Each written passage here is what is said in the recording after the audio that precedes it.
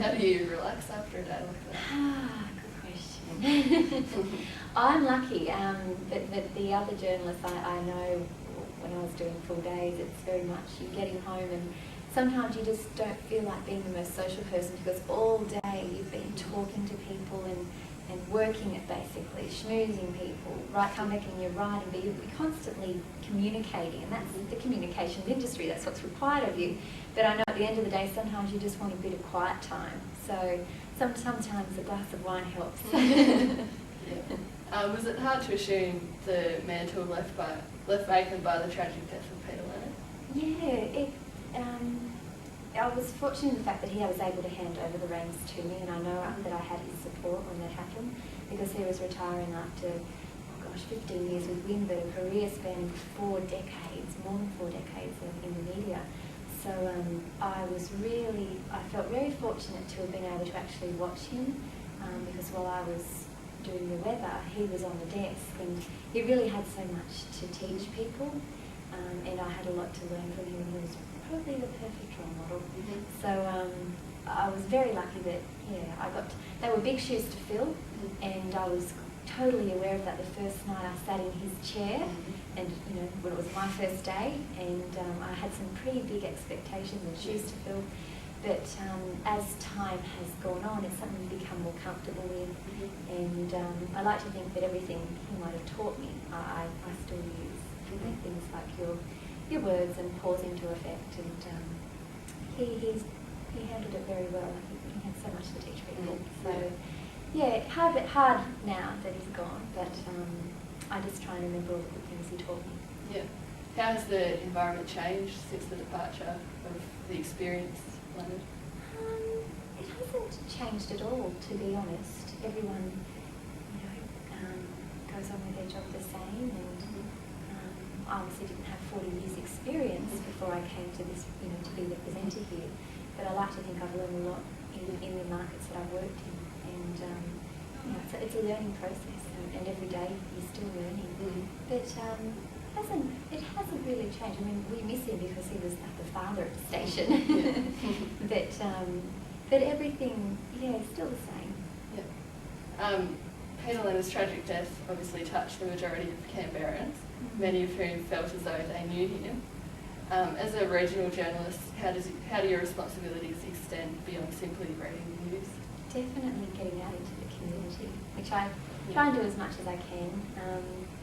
It comes with the territory.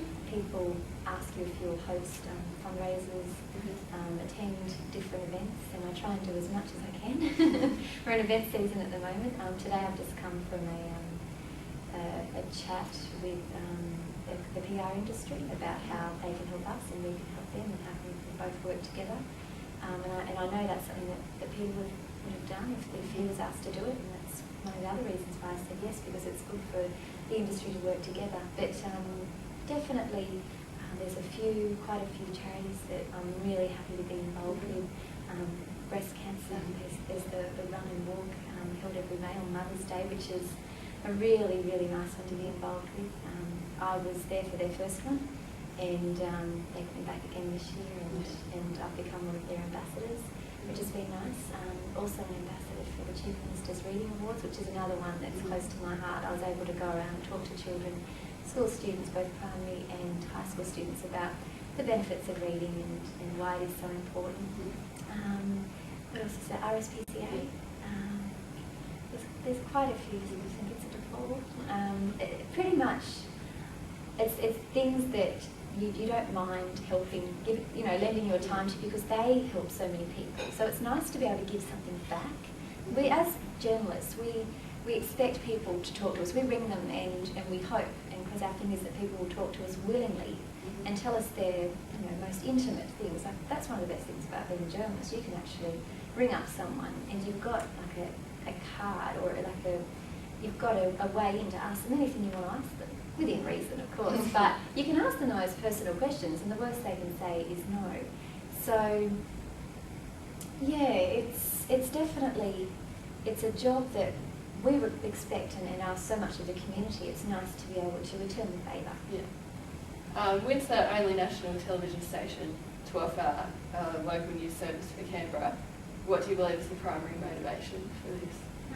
Well, we use, I guess, local news. That's what it's dedicated to, and it was born out of providing a local news service, an alternative to the national news services.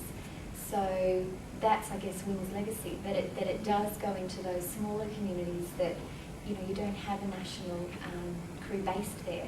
So we've got 9, 7, and 10 in our national capital cities. In our capital cities.